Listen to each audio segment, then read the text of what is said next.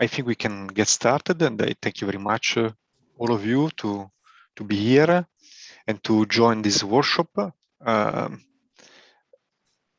First of all, I would like to very quickly introduce myself. My name is Massimiliano Pittore. I'm a senior researcher, a group leader at EURAC Research here in Bolzano. And I'm also acting as a coordinator of a EU-funded project called TRANS-ALP, which I will talk very briefly about in a minute. And within the framework of this project, and with the collaboration of all the partners of the consortium of the project, we decided to take the chance of the All for Climate 2021 Mainland Conference to foster a bit discussion on a topic which is extremely hot in these days, and it's also of great interest for both researchers and practitioners. So the TRANS-ALP project is a DG ECO funded project of 2 years of duration. And the motivation of the project, which started in 2021 and will end at the end of 2022, is stemming from the consideration that storms or in general, let's say, severe hydro-meteo events, such as, for instance, Vaia, are, as a matter of fact, representative examples of very complex set of others, with cascaded compounded components and quite a complex set of risks which are associated. And very often, since these phenomena have quite a relevant geographical, even temporal scale, they are also acting on across borders. The Vaia example is, let's say, significant because it affected severely both Italy, but also Austria, Switzerland, Germany. In general, many of these events are of course, completely insensitive to borders, and this placing additional challenges even to the authorities which are tasked for disaster risk reduction and climate change adaptation. There is still, let's say, some gaps in the harmonization of transboundary risk assessment, especially when it comes to impact forecasting and prevention. The project is focused on the Alpine region, but I think this is a topic which goes beyond the Alps. So the project is the project consortium is composed by 5 institutions, including one company, European Project Consulting SRL, which is also helping us to set up and coordinate this meeting, this workshop. Plus, we have the Austrian Office for Research on Forest, the Austrian Center for Meteorology, and which is also tasked with several, let's say, duties related to risk assessment and prevention. We have the ARPA Veneto, which is the regional authority for environmental protection, and we have, of course, EURAC Research as coordinator. The project is ongoing, and one of the things that we've been doing in the project that we are really terminating in these days and weeks is, let's say, consistent search for extreme or anyway very intense hydro-meteo events, especially the ones which have been hitting or, let's say, affecting cross-border areas between Austria and Italy. And what is already, of course, not surprising but interesting is to see how just looking at the data, for instance, just looking at anomalies in the precipitation, we see that the frequency of this type of events, this type of, let's call them extreme events, is increasing over time, is changing a bit their characteristics in terms of seasonal dependencies, also, of course, across the border. And this is also highlighting a number of potential, let's say, complex impacts which go sometimes beyond the specific direct damages which we can all see around us. In the case of Vaia, for instance, in the millions of trees which have been downed by the wind. More in general, we think that this is an interesting topic and is also worth basically a bit more of a discussion. So the idea of the topic of the workshop was, on the one side, to better understand impacts and also what are the challenges of such complex events by taking several specific and representative examples of such extreme events, how to better understand actually the relationships of these or potential relationships with these events with climate change, and especially how this can actually be taken in order to improve the risk governance of such extreme cross-border events. And more in general, possibly also foster a little bit the discussion on the probably very much needed harmonization of the disaster risk reduction and climate change adaptation avenues, which are more and more going to proceed in parallel. You will see that the speakers are very interesting, are going to provide us several types of contribution. On the first part of the workshop today, we will have 3 contributions on 3 different events, which are, of course, quite relevant for Italy, let's say, given the scope of the conference, but not only for Italy, as we will see in a moment. And in the second part of the contributions, we will have, let's say, a look at how, for instance, at a European level, this topic can be, or it's already, of course, tackled by the Joint Research Center, JRC, but also how this is basically framed within the current and next, let's say, round of financement and support to research by the European Commission. And we will also have a contribution by Mark Zebisch, more on specifically on the, let's say, harmonization between disaster risk reduction and climate change adaptation in the context of extreme events. You have seen the agenda, so we will start in a moment with the first 3 contributions, and we will have a short break, and then we will start a second round of contribution.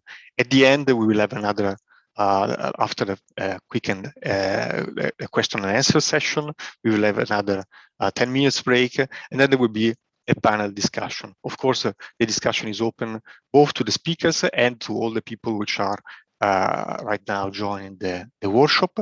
So we will very much be happy if you all want to contribute with questions or comments. Feel free to use also the chat to send over questions to us. We will take them both in the Q&A after each one of the contributions, if they are specifically relevant to this, or we can always bring them to the later discussion. I also would like to thank very much Francesca Borg and Giordano Munaretto from EPCSRL, because they really made possible this event and they are very much supporting this. All of the TRANS-ALP crew, and of course the organization of the All for Climate Italy 2021, which provided a very important, relevant framework for us to be here today to discuss it. Francesca, Giordano, is there anything else you would like to add? Thank you to you and to the project, so also to DG ECO for supporting us, collaborating on these interesting topics, and just go on with the busy morning of today. We have a lot of things that it's worth to discuss and learn about, I think. Thank you for good, quite really good participation today. We are quite good number of people So I think it can be interesting also the discussion. I hope it will be an active audience today, because we are, as project, we are really interested in discussing and having feedbacks and learning new things. Always go on. Very good. Thank you very much, Francesca. And without further ado, I would like to give the floor to Gianni Marigo. Gianni is a manager in the ARPA Veneto. He's the head of the Avalanche Center of the Araba Center. He's a meteorologist and neurologist, and I think also a passionate, let's say, outdoor enthusiast. So, as I think many of the people which are here today. So, thank you very much, Gianni, and please, the floor is yours. Okay, thank you so much. Now I'm trying to share my presentation. Okay, maybe, okay, here. Here, sorry, one moment. Could you, okay, could you see? Okay, perfect. Okay, thank you so much for this invitation to speak about Vaia storm. That was really, I think, the most impressive situation I've ever seen as a meteorologist, but not only as a meteorologist. I was in my office in the last day of Vaia, when the wind created so big damages, and my office is in the core of the most damaged area of Agordino in Belluno province. So I really could live Vaia storm personally, and it was really impressive. Okay,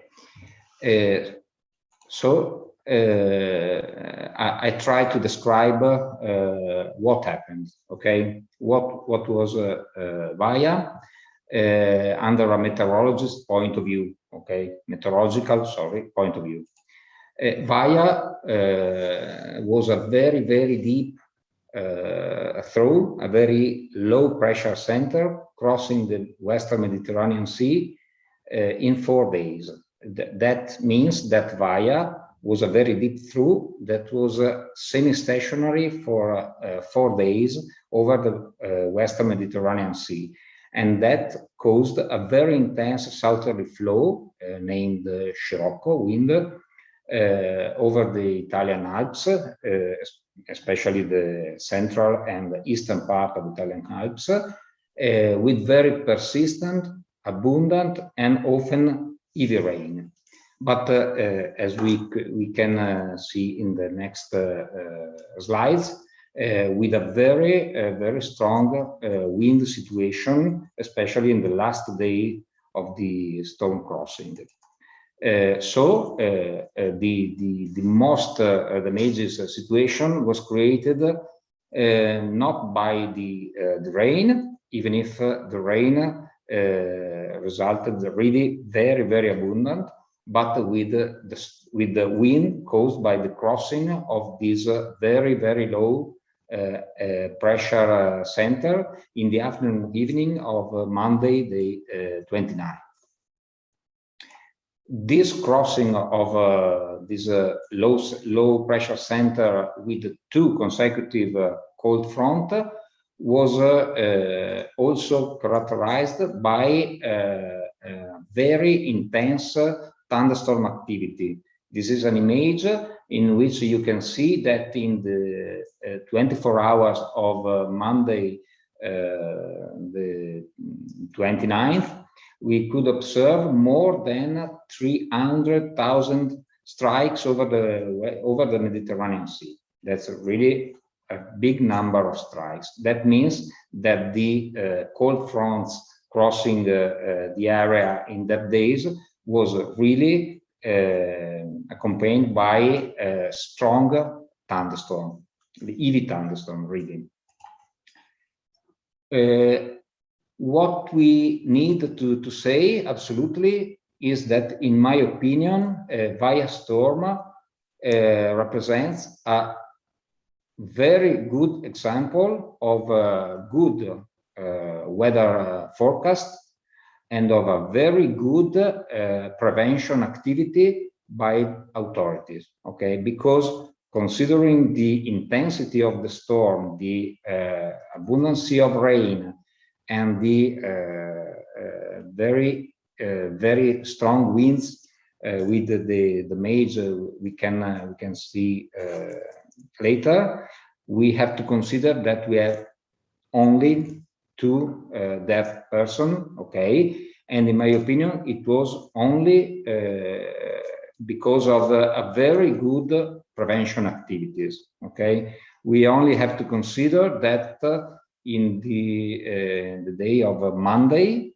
29th, in the Belluno province, all the work activity was closed at 12, private and public.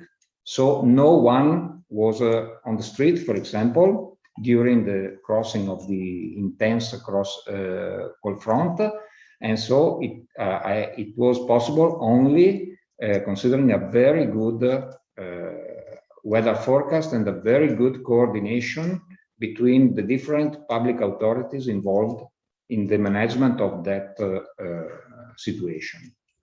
Okay, so what we had as a prediction, we had some models, for example, the French model ARPAV, that could show over the Belluno province sometimes like 300, 400 millimeters of rain in 4 days, with some peaks over 600 millimeters between Agordino and Zoldo valleys. And this is what really happens, and I could fortunately say that was a very good prediction, because if you take a look at the maps, it's not very different, which is the real, the recorded rain we had, and if you compare with the forecasted rain, okay, the distribution is not really so different. And also, if we take a look at the numbers, the amounts of precipitation, okay, the first one weather station is in Friuli, but the second, Sofranco, is in the province of is in Belluno province in Zoldo valleys. Sant'Andrea Gosaldo, it is in Agordino, Col de Pra Agordino, and so you can look that the 2 main amount are really where the model showed to be, and so it was a really very good prediction.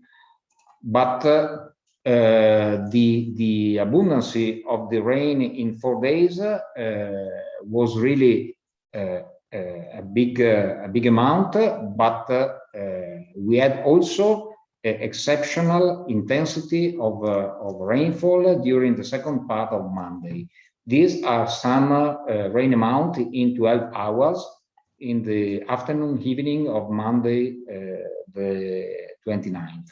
So you can see that are really impressive amounts, okay? But what we have to say is that under an hydrological or hydraulic point of view, we had no so big damages. We have really important damages, but considering the amount of rain, we have to say that our territory probably could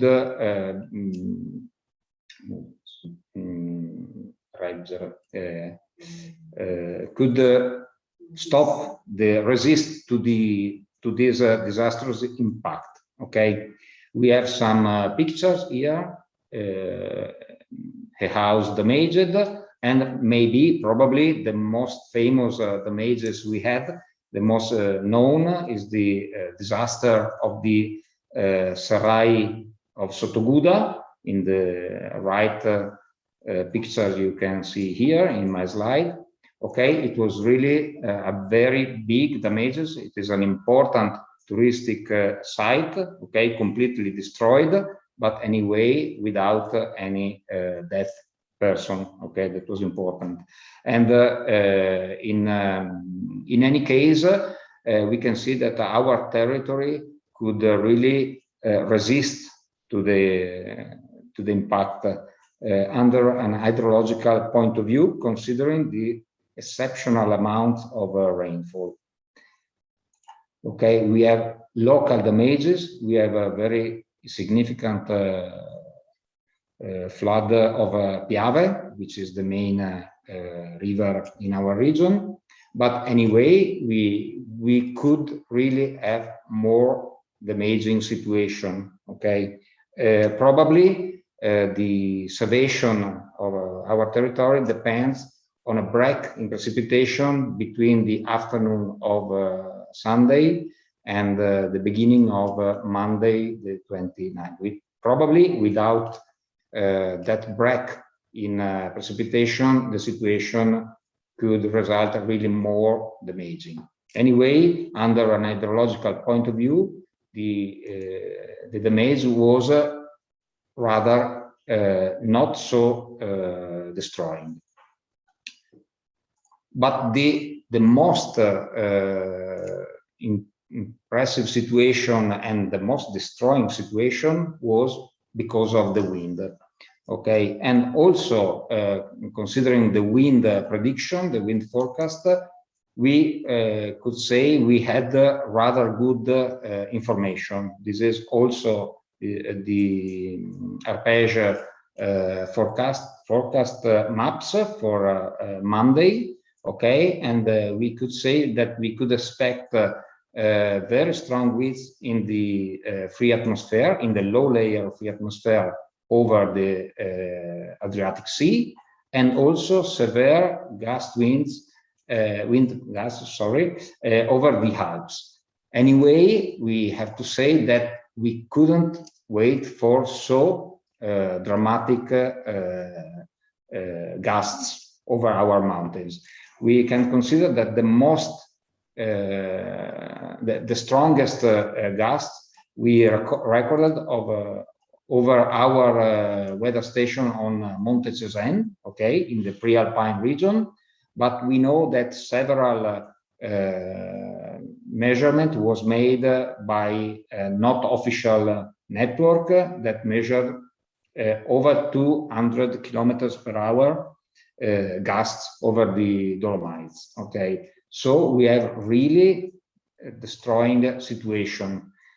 But we must say that maybe we could not expect so strong gust wind during the crossing of the cold front in the evening, the afternoon, evening of Monday. But why winds result so strong? We take several analyses of the situation after the event, and we could think about three main causes. The kind of cold front crossing, which is an anafront with a crossing of a cold front with heavy downfalling of the cold air in the low atmospheric after the passage of the front. Okay, as you can see in this picture. So if we consider a structure like this, you have to consider that when the front was crossing, the air was forced to be down, okay, and then it was forced to cross the deepest areas of the valley with a Venturi effect. That means an increasing of speed of the wind in the low layers of atmosphere. And then, as we could see before, the structure of the cold front was characterized by several thunderstorms, and typically in a thunderstorm we have some outflow, which are katabatic flow, which create the downburst. So very strong gusts coming out from the cells of thunderstorm. And so the sum of these three main effects, and considering that it was this situation was characterized also by a very strong synoptic winds from south, the sum of these situation caused really damaging gusts. And so we had a really disaster for our woods, okay, as we can see in some picture. And the main damaged area was the Agordino Valley, probably. Okay, we have some pictures. Maybe this one on the left, it is in Val d'Isdende, okay, which is not Agordino, but the main damaged area was the Agordino. And considering the time after Vaia crossing, we had another really significant hazard, which was created by Vaia crossing. It was the creation of several new potential avalanches areas, okay, which are at now managed by my center, collaborating with the other authorities, okay, with the special civil protection planes, okay, and really it is a real hazard for the next year in our region, okay. So I hope I could stay in my time, okay. Yes, thank you very much. Thank you for your attention. Thank you very much. Is there perhaps one quick question? Maybe, if not, we can just go on, and then later on we will have also more time in the discussion. Perhaps, Gianni, very, very quick one from my side. How does this, maybe we can also discuss this also later, but very quickly, how does this compare with the 1966 very famous event, which also resulted in very heavy precipitation in your region? Okay, compared to that events, we observed that the distribution of the peaks of rain amount was a little bit different. We had the peaks on the Prealpine Cansiglio area in 66, and we had the peaks of the amount in the southern Dolomite area this time. But we can really compare the two events, are really similar. What we can really maybe Vaia storm was most destroying considering the wind, okay, and the 66 events were really most destroying considering the rain amounts, so with a very bad dramatic hydrological damages. And what we consider is that the safety works made over our territory after the 66 events probably saved the territory from the hydrological from under the hydrological point of view in the Vaia storm. Okay, so I think it can be considered a good prevention activity made in the last decades over our territories after the 66 events. Very good. Thank you very much. I think yes. I also would have a question. Right? Yes, sir. Mark. Yeah, thanks for the very interesting presentation. Of course, I mean, since we are also working a lot on climate change, of course, my question would be to which extent, let's say, this event can already be attributed, I mean, increased likelihood or increased intensity to climate change. I mean, I read something about the atmospheric rivers, about the increased temperature of the Atlantic and the Mediterranean Sea, which could have brought a little bit more energy into these events. So did you follow that, or is there any indication on effects like, let's say, anomaly in sea surface temperature in Atlantic and Mediterranean Sea? Okay, we did not make a specific study comparing the intensity of the events with the temperature of Atlantic Ocean or Mediterranean Sea. Anyway, in our opinion, yes, it is really likely compared to the climate changes ongoing. What we are sure we can say, it is the frequency, concerning the frequency of these events. Okay, for example, in the last December, last year, December 2020, we had 4 days of severe and abundant precipitation. Fortunately, as a snow in mountains, so we didn't have significant hydrogeological or hydraulic dramatic situation, but for some station of our area, the total amount of precipitation was similar or sometimes higher than Vaia storm. Vaia storm was 2 here before, not 20. Okay, so what we can really observe is a really higher frequency of this kind of event. Okay, but we didn't make a specific study comparing with the difference of temperature of seas. Okay, thanks. Okay, thank you very much. I think if there are other questions, we can also postpone it a bit to the later discussion. I would like now to give the floor to Paola Parravicini.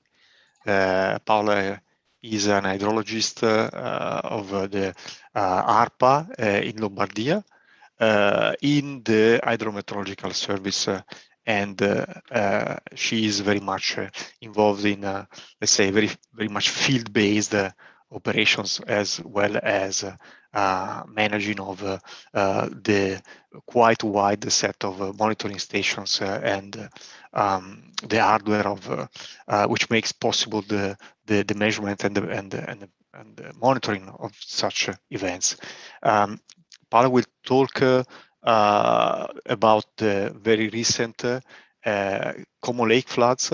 Or let me call it Como Lake flood, then you will maybe share more details on it, which is even more, let's say, interesting because just yesterday, as far as I understand, we had a very similar event right 2 months after this original first event in July 2021.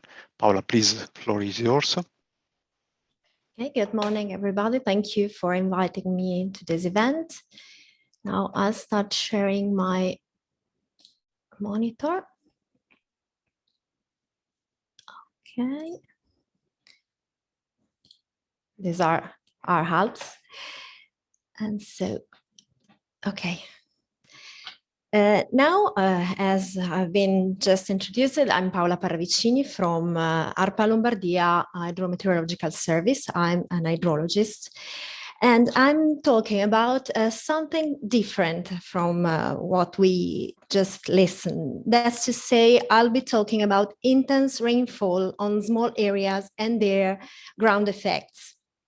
If you look for Flood Lombardy on the web, you will find a lot of events in the last years. I just selected one for each year as an example, but you can find really more. And the frequency, as we already told, the frequency of this kind of events is increasing, and they usually have a high impact on human activities for 2 reasons. The first one, of course, is the increasing frequency, and the second one is that the land human activities are occupying is increasing too. So we have more and more impact on our activities, both in urbanized areas where we have traffic disease and water damages, but also in rural areas where we can have agricultural losses due to crop damages, especially when this kind of intense event happens during spring and summer. And speaking about summer, we had a really rainy summer in the northern part of Lombardy. And just in the last few months, we had a lot of intense events with ground effects. These are some examples: Blevio at the end of July, Chernobyl, which is the event I'll be talking about soon after, Malpensa airport event in September, which led to the closure of the airport, and another flood in Varese a few days later. And we had another intense event in Blevio again with a landslide due to a thunderstorm 2 nights ago. So the problem is very, very interesting. Let's take a closer look to the Chernobyl event. Let's see if the video starts. Yes. The event happened on the end of July, the 27th. And as we can see from this video, we had a really huge ground effects. We had serious damages to properties and activities. We know that Chernobyl is famous for tourism too. It's on Lake Como. We had road closures, and a impact on the whole community was the closure of the biggest vaccine center in province of Como for more than 24 hours. So we had this for people in Chernobyl and for all people in the province. This we see in the video is not a riverbed. This is a street. And I think if I can go further, we see here some cars taken away by water. So going on. And what about our stations? The exceptionality of this event was confirmed by the records of our station on Breggia River in Chernobyl. The station is here, the green dot, and it's where the action is. You can say these pictures were taken during the event, and this is a shopping mall immediately upstream, and the bridge which was closed immediately. Sorry, it went on, which was closed for security reasons. Our station at a maximum gauge level of more than 4 meters, which is the highest level ever registered by the station since its installation in 2018.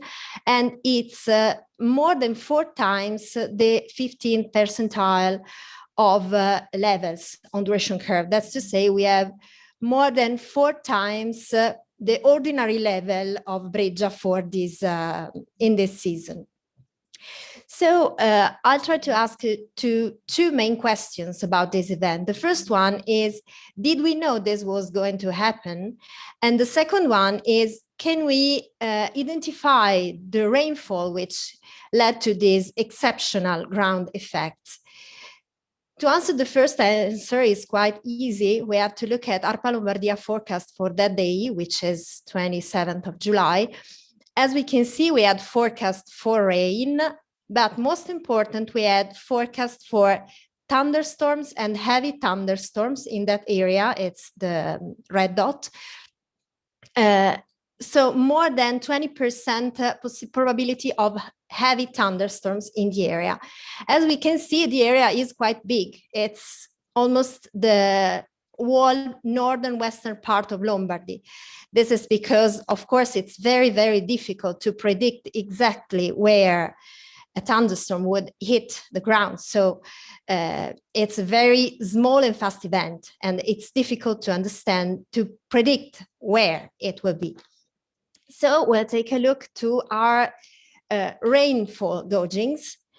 And if we look at our stations in Como, which is about 2 kilometers far from Chernobyl, we should be quite surprised because we had absolutely an ordinary rain. We have no exceptional rain. We computed the return period of the gauge rain, and it is for this part of Lombardy less than 2 years. So this is absolutely an ordinary rain and of course, cannot explain the ground effects we saw in the video and in the pictures.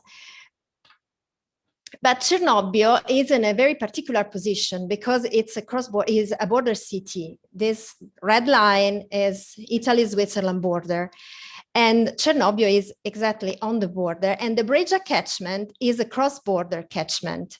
It starts in Italy, ends in Italy, but the most of the area is in Switzerland. So probably the rain came from this area of the catchment. The question is, can we verify this hypothesis?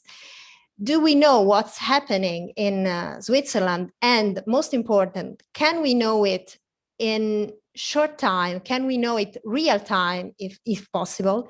The answer is yes. Since 2013, we started with the EURAC projects with Switzerland in order to share our knowledge and our data, because we share catchments. So we started to think not about national boundaries, but about hydrological boundaries. That's to say, catchment. We achieved a lot of results. The most important ones concerning this presentation are the two data exchange agreement with Canton Ticino and Meteo Swiss in 2015 and 2020, which allows us to have real-time data of a set of stations of these two foreign entities, and the same, of course, for them. They receive ARPA Lombardia station.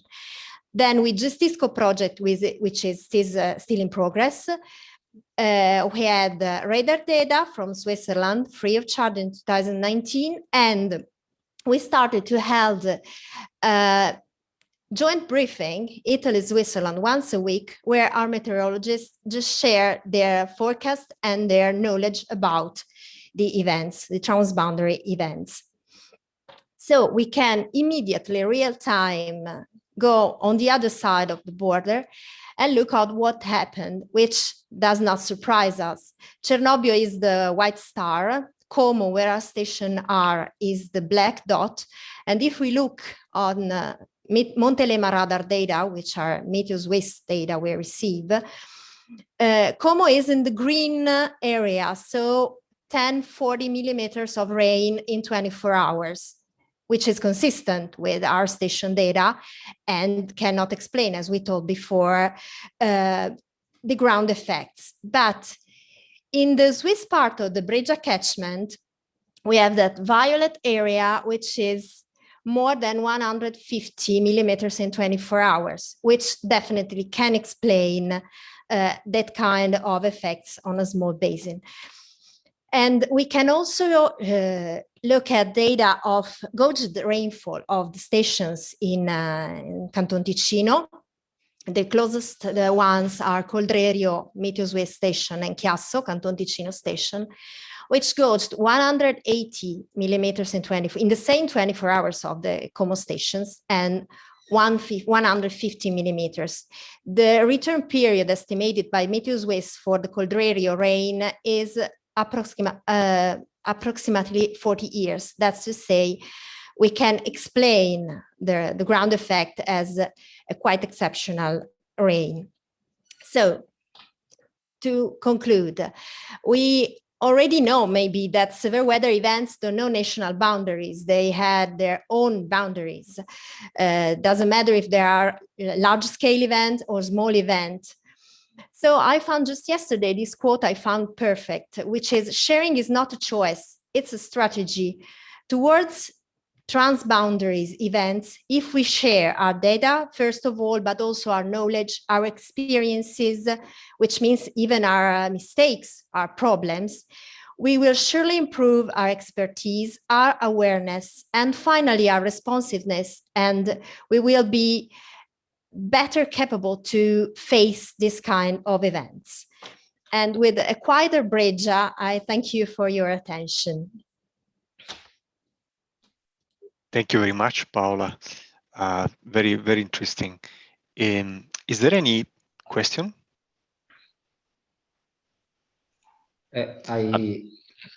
Yes. Can I very, very short consideration, not a question. that in events like Vaia, it is quite impossible to miss under a prediction point of view. Okay, you can miss the peak of amount, you can miss the place where it happens, but an event like we have just seen in Lombardia, it's quite impossible to be forecasted. Okay, the ongoing knowledge of meteorological models cannot permit to make a good local prediction of thunderstorm. Not the day before, but not an hour before. Yes, thank you for your consideration, which is correct. We knew there will be probability of thunderstorm in a very large area, but it was quite impossible to say in advance there will be a thunderstorm on Breggia catchment, which will lead to a flooding in Chernobyl. Thank you. Thank you very much. I share also the comment of Gianni. I think we can go on, and then if there are, I mean, I will have a few questions, but maybe we can also wait a little bit for the later discussion. And I would like now to give the floor to Benny Tibes. He is the Managing Director of the German Committee for Disaster Reduction and is located in Bonn, Germany. And he will, let's say, tell something about the recent events which happened in Germany. Let's say, of course, this is an event which is very significant, and I think many people are still curious and interested to understand a little bit better what happened there and how this might be, let's say, big lessons to learn for all of us. Benny, up to you.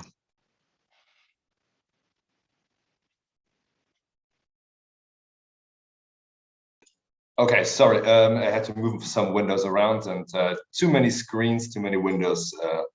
You can all hear me well and you can see the screen. I think this is the classical start of any presentation that we have been given for the last 1.5 years. Great. So my name is Benny Tibes and I'm very happy to be here and to give a brief overview on the 2021 Germany floods. Of course, they also affected the Netherlands, also Luxembourg and Belgium, but this is not something where I would be able to say a lot about, mostly due to the fact that this is the biggest disaster event in Germany related to floods for the past 60 years. And at the moment, at least my impression, we are mostly dealing with the German issue just by itself. The transboundary thing is not so in the spotlight for the time being. Just one slide and a few words on who we are. So I'm the Managing Director of the German Committee for Disaster Reduction. We are a national platform and have been founded 30 years ago. We are working in 3 different fields. The first is the networking, bringing experts together, exchanging ideas, in particular bringing together experts from science and also from operational practice, so civil protection, and then to translate and between them and to assist in this knowledge transfer. Then there's this consulting activities which aim to provide actionable advice to decision makers.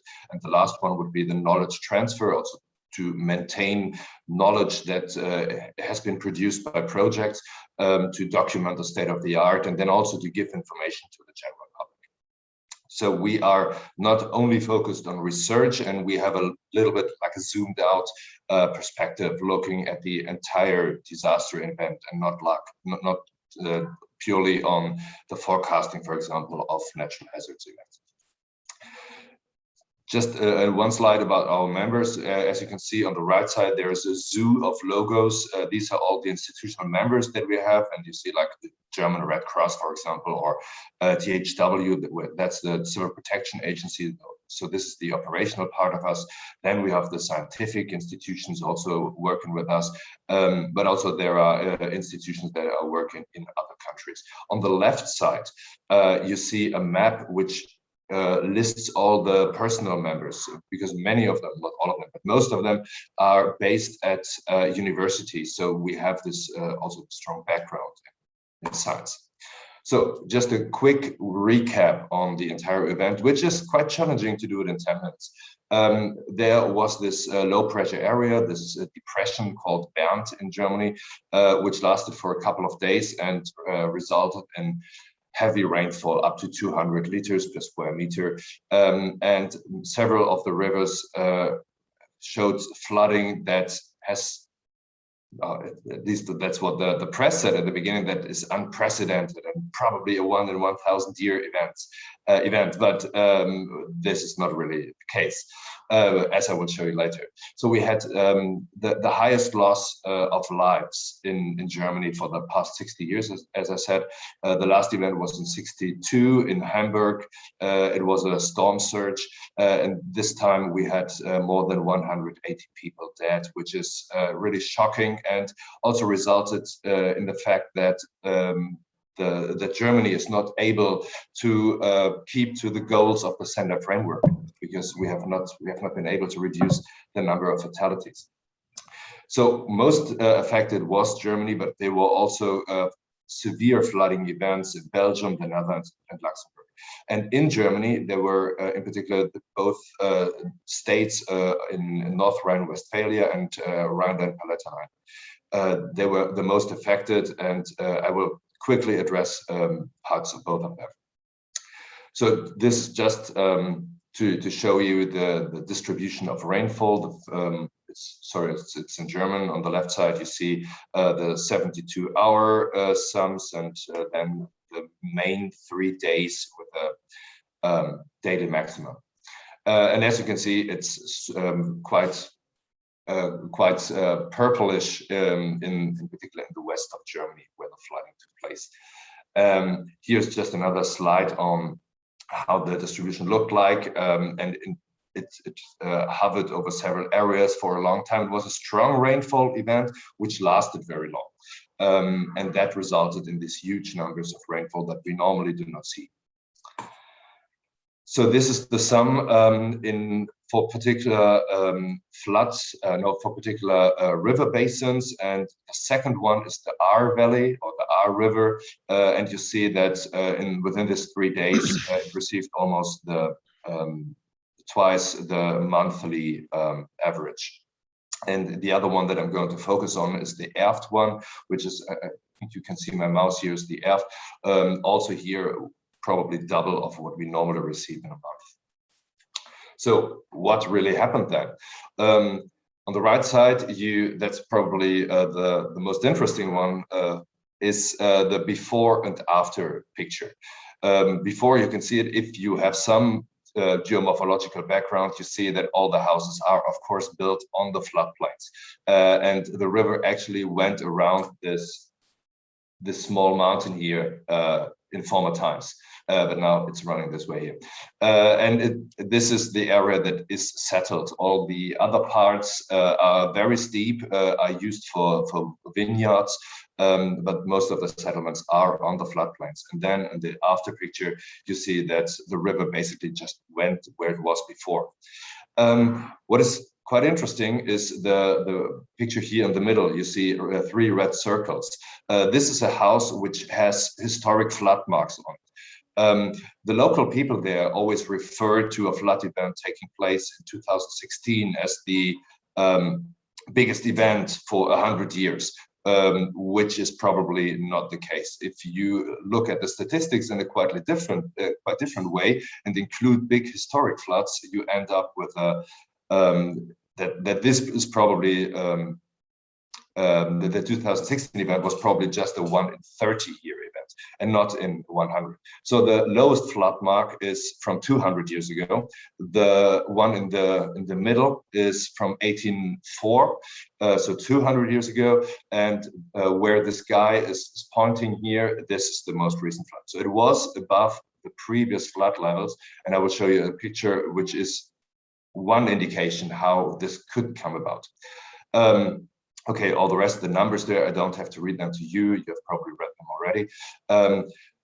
Oh, I think we have a slide later on that. This is the other catchment, the Erft catchment, which is right next to the Ahr Valley, it's not as steep there. It's rather flat. And what you see here is a gravel pit that has been eroded quite heavily. To maintain this gravel pit, they had to change the course of a river. They pushed it very close to a highway. And basically what happened in this event is that the small river should be located somewhere here. The river went out of its bed, went through the entire village and started eroding here to the gravel pit. Oh, so one feet. Water went like this here and came down here. And then later on, also the river flooded different positions. And this was quite a unexpected event there. And resulted in no deaths, as far as I remember, due to this gravel pit, but the erosion was really intense. So this is here again from the Ahr Valley, very close to the mouth of the river, where it reaches the River Rhine. And what you see here, of course, is the flood mark. The entire ground floor was completely flooded. And this house here is located about probably 200 meters away from the river, which according to the risk maps that are of course online and available, is not even covered, or not to this extent at least, in the most extreme risk assessment or risk analysis. If you go about 100 meters further and around the corner, you come to a house where disabled people were living. And at this house, 12 people died because there was only one person trying to save their lives, but most of them died. So it was really a hefty event. So this is also in the Ahr Valley, and as you can see here, it's not just a little bit of flooding that caused a bit of destruction, but entire houses had to be removed afterwards because they were completely destroyed. So this here is a very nice picture, I think, because it shows one of the problems that probably have not been thought about before. There is a huge amount of debris in the river, a lot of wood, but you can also find videos of entire houses floating in this river. And this is a river where you can normally jump across if you are a bit sporty, I guess. But of course, during this event, the flood level reached in some places up to 12 meters, also because of blocked bridges. And you see there is a lot of material. We are not entirely sure where all this material and all this debris came from, but this is something that research will focus on in the future, I guess. And there are, of course, a lot of bridges in this valley. It's a very steep valley, and for if you look at the gradient of the river, it's more like an alpine river, basically, because it's very short, very steep, and the flood wave came very quickly. It has been reported mostly on social media. This has not really been investigated in great detail yet, but it has been reported that there were several waves of a flood. This could relate to blocked bridges that then got destroyed. Here on this map, you see all the bridges. The red dots are the bridges that got completely destroyed. The black ones are still there, but heavily destroyed or heavily affected at least, and partially they are not cannot be used anymore. And then they built some new bridges, which are the green ones. So what are the lessons learned, or as I would say, rather the lessons to learn? Because now we have identified there were some problems, but we are not in the position that we can say that we have learned our lessons, that our institutions that are involved in dealing with such disasters already know how to behave in the next event in a better way. So I would rather call it lessons to learn. We definitely had some issues and problems with the forecasting and the early warning. In particular, the forecasts, now I'm talking about the technical forecast of the flood. We had a glitch there because they are using a lot of different weather predictions, and they of course change all the time. And there, if you include into your hydrological model 22 different weather forecasts, you get a lot of different results and outcomes. And there are, of course, uncertainties which are difficult to communicate to decision makers. On a technical basis, the forecasting was fine, but then how this information was communicated and received by the decision makers, there was probably an issue. In fact, there is currently a legal, how do you call that, a legal struggle, and one of the decision makers there is in trouble, let's say it like that. But it's not only the forecasting during this event, it's also about the risk maps that we had. They do not really reflect, even in the most extreme examples, they do not really reflect what we have seen in the field. So this might be due to the fact that probably blocked bridges, for example, made some problems. But yeah, they have to be improved, and also it might be better might be useful to improve the impact forecasting. So not only the flood levels, but also what is the impact on the cities and the villages there. Some of the villages, forgot to mention that, are now 90% destroyed. 90% of the houses have to be demolished. It's really an utter disaster there. Okay, civil protection. Basically, there's some criticism with the direction on the crisis management and the civil protection, but I would not like to say much about that because I'm not entirely sure how the situation really is. It has happened 2 months ago. They are still cleaning up everything, and this is not really the time to point fingers in any direction to say that they have done something wrong. But civil protection, they were there very fast, and I'm going to say it on a different slide that there was really a lot of solidarity within the population. So risk awareness is definitely an issue. People were not able to really understand that such a big event could even happen. It was absolutely beyond the horizon of imagination. And this is something that we should focus on, I think, that local risk awareness, this needs to be improved. Also, the decision makers, they couldn't believe the numbers. They thought they are going mad there with the forecasting. Numbers like that have never been seen in the last, let's say, 70 years or so since they put instruments in the river. But of course, in historical times, there were similar flood events.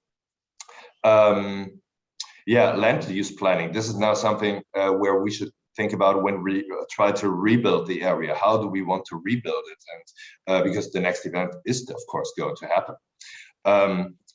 Then this increased sponging or storage of water. This is something that I'm not entirely sure how much effect this would have, because the valley does not have much space for storing of water, and it was really a lot of water there. There are some estimations, and it's difficult to say, but if you know the River Rhine in a normal day, probably that amount of water was in this small R valley at that time.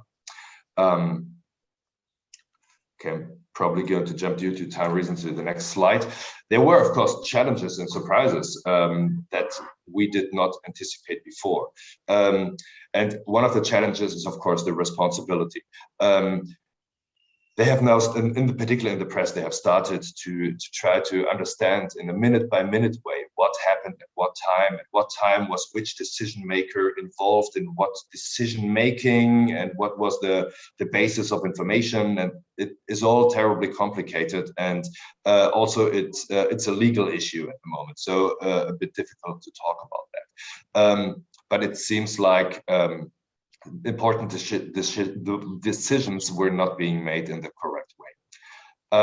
This is also related, of course, to the way that Germany structures its federal system and how decision-making takes place. In Germany, we have this protection of the population, which includes two major parts. One is the civil protection, which only aims at the case of war, whereas disaster preparedness or disaster management is something that is not based on a national level, but in the national states. So there are basically also 16 different regulations and laws regarding disaster management, which basically is fine if you really make sure that there are no communication issues.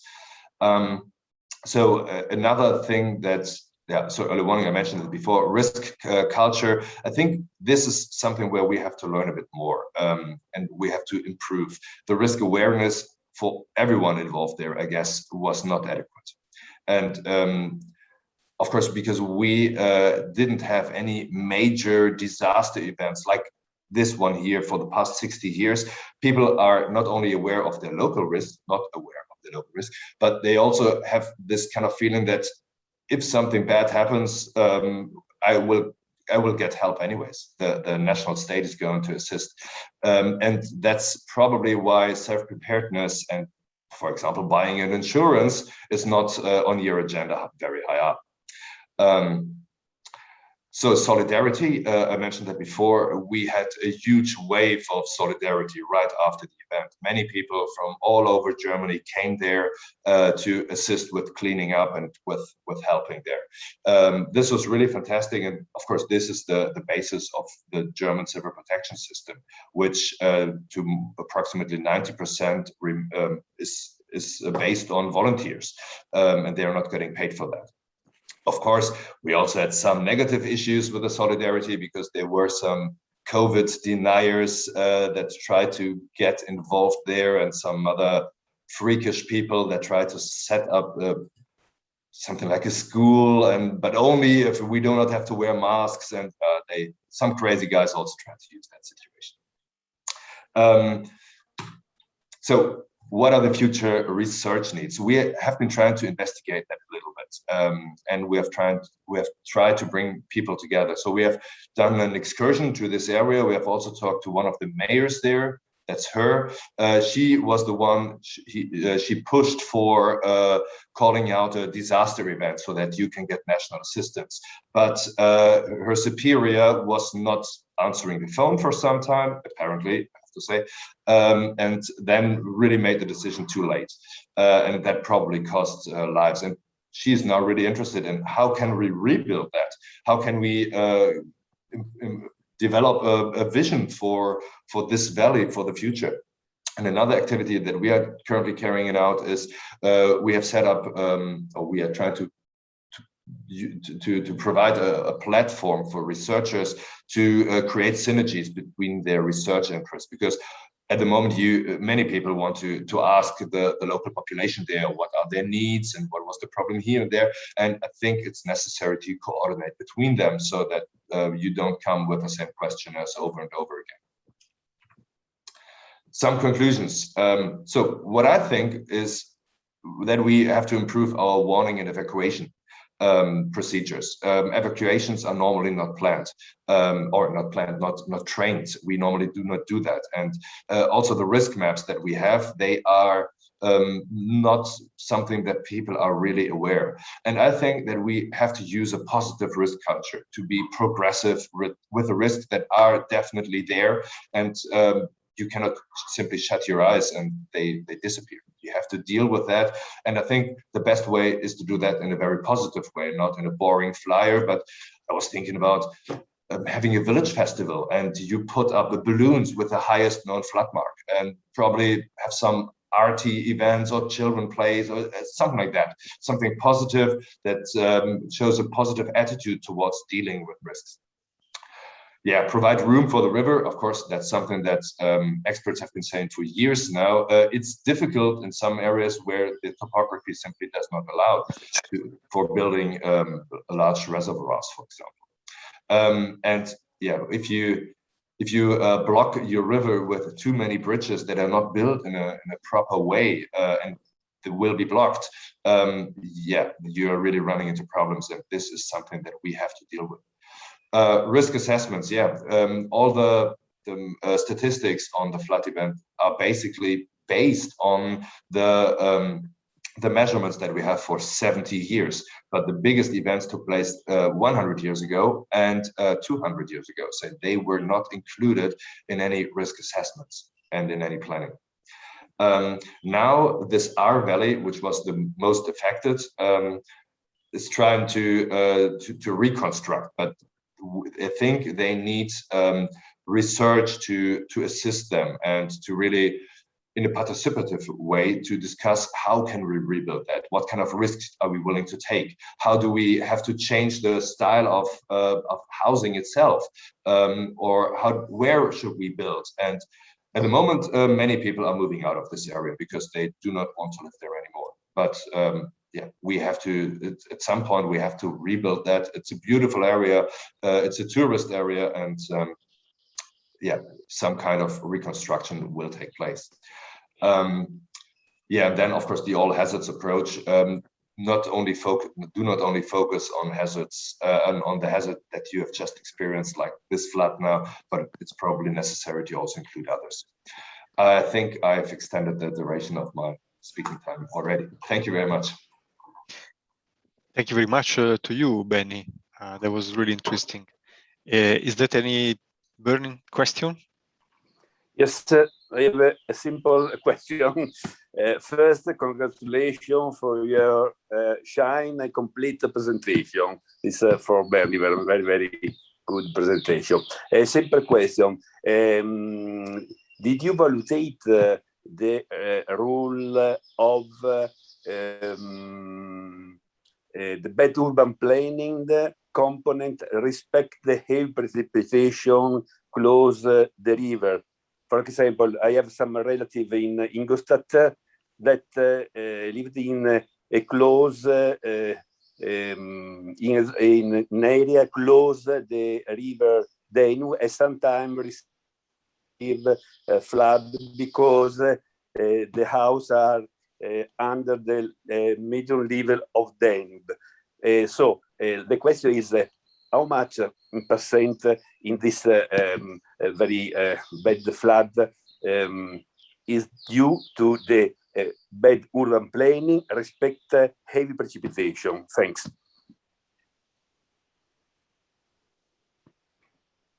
I'm not entirely, there were some technical glitches here. I couldn't understand everything, but your question is to which extent infrastructure influenced this flood events, or what was it? Yes. When the bad planning, I knew that the buildings are very close to the river in this situation, and this produces a danger flood that if the urban planning was thought in a different manner in the past, probably the damage can be reduced. Of course, this event has just taken place like 2.5 months ago, and I mean, you know how long it takes to publish a paper on that, and how long the review takes. But and what we know at this moment, I think, is that the local river flood, the local level of the river changed to 2 or 3 meters due to blocked bridges, for example, and this makes quite a difference. I think the maximum level that was recorded was something at. No, you're gone again. I know that at some places they recorded river levels of about 12 meters, whereas very closely related or very closely located stations measured something like 8 meters or so. So that would mean 3 meters due to local effects. But of course, this is terribly difficult to say because it really depends on where the house is floating by and where the bridge is really being located and how each single house is standing there. But there's of course a huge influence on that. I hope this answered your questions. One issue, by the way, that I didn't mention at all here is the reservoirs that were full and one of the reservoirs even was flooded. So there was water flowing out of it for about 50 centimeters. It started to erode. They had to evacuate 5 villages because they were pretty afraid that you had something like a Glove event or a lake outburst flood washing away 5 villages. Thank you. Thank you, Paolo. So we have another question from Human Motamed. Sorry if I mispronounced your name. That was perfect. Thank you. So, good morning, everyone. Thank you very much, Benny, for your fantastic presentation. I think you covered every aspect of the topic. My question is regarding the suggestion that you made at the end of the presentation regarding the sort of solutions and measures that can be taken to manage the risk of flood in those areas. So, for example, increasing the understanding of the risk in the area, or conducting risk assessment sort of studies that reflects the dimensions of the flood. But my question is regarding the cost of these measures. As you know, many of these measures and solutions are really costly. So in terms of prioritization, what do you think? How do you sort of arrange the different type of measures if you want to implement them? Thank you very much. Okay, so the entire event probably resulted in losses of about 30 billion euro. And just the state that I live in, North Rhine-Westphalia, we will pay approximately 27 million each year for the next 30 years. So it was quite a big loss and quite an expensive event. Yeah, now, but for reconstruction or forward thinking, how can you build back better, and how can you improve risk awareness? Raising risk awareness doesn't cost very much. You basically just need a good concept and people who do it. It's not, this is not very expensive. This example that I just gave with this, putting up balloons for a flood mark or something like that, this doesn't cost anything. It's basically a fun event. What would also be probably a very, very good idea would be a mandatory insurance for such events. We do not have that in Germany. There was one state where they had a law that you need an insurance for natural hazards, but only until the 1990s. But still, many people maintain their insurance, and the coverage is about, I don't know, 90%. But in this area that was affected now, most people did not have an insurance, and would have been probably quite expensive. Of course, the same people that have been arguing for a mandatory insurance are doing that again now. And I still think that this would be a great idea, because otherwise there's a problem with the social coherence, I would say, but because the people that have an insurance, they get some money from the insurance and they get money from the state, and the people that had no insurance and didn't prepare at all for anything, they also get the money from the state. So it's an unfair situation, and at some point people will not be willing to pay for that anymore. Going further down the climate change line, and expecting to receive similar hazard events in the future more often. Did this answer your question, at least to an extent? Yeah, there were some good examples of what is your ideas to manage the situation, but I was mainly addressing the construction costs, which are sort of considerable in terms of indemnifying the losses. So yes, there are some non-expensive measures that could be carried out as soon as possible, but there are also other expensive and costly operations that need to be carefully assessed before implementing them. Thank you very much. Thanks. My pleasure. Thank you very much. Maybe Mark, very quickly, then we can have a very quick break.